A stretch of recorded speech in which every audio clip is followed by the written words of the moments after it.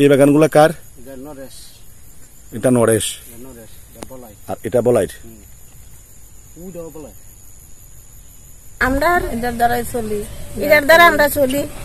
বা যদি তারা না করতো যে তোমরা করতে পারত না 1-2 মাস আগে, বা তারা যদি মাইকিং করে দিত যে তোমরা এই চাষ করতে পারত না, তাইলে আমরা করতাম না। আমরা নাইলে অন্য ফসল করতাম, কৃষি করতাম। কৃষি করলে কোনো জলের কোনো ব্যবস্থা নাই, তারা কোনো জলের ব্যবস্থা কোনো দেয় না আমরা। আমরা অনেক সময় আমরা জল লইয়া প্রধান মেম্বারের লগে তারা লগে আলোচনা করছি, আয়ে না দেয় না। তার লেগে আমরা মনে করেন আমরা সবাই মিললা আমরা একটু গাঁজা চাষ করি।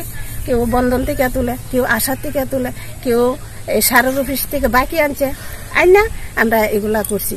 অনেক টাকা গোবর আনছি, খরচ হয়েছে, কামলা লইছি, অনেক পয়সা আমরা খরচ হয়েছে। এমনকি কারোর ক্ষেত্রে সার গোবর সবকিছু দিয়ে সারছে। ধানও আমরা নষ্ট হয়ে গেছে। আমরা কি করে চলবো?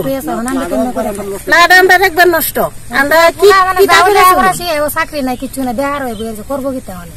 কিতা করবা? কি করে চলবো? কি করে সংসার চলবো? পোলা মায়া তো খাওয়াইতেইব, পোলা মায়া পড়াশোনা আছে, স্কুলে প্রত্যেক মাসে 1200-1300 টাকা দন লাগে, কইতে দিও নি দি। আমরা এডি তো করতে পারি না।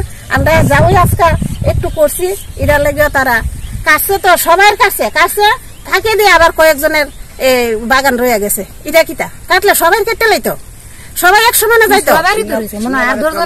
8-10 জনের কাছে সবাই সেদিকে 3-4 বাগান মাঝখানে রয়ে গেছে।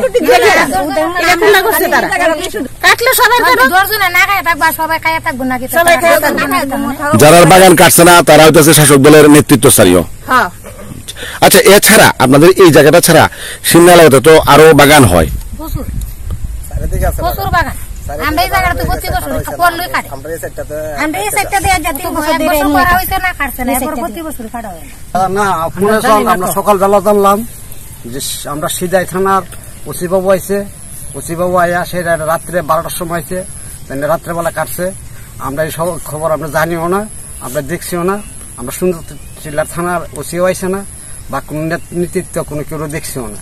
আমরা সকালবেলায় দিয়ে খেতাম এই অবস্থা, কেডা কাটছে মোহনপুর থানার ওসি বাবু। আমরা পঞ্চবড়ির টিএসআর অফিসার আছে, তার সামনে তারা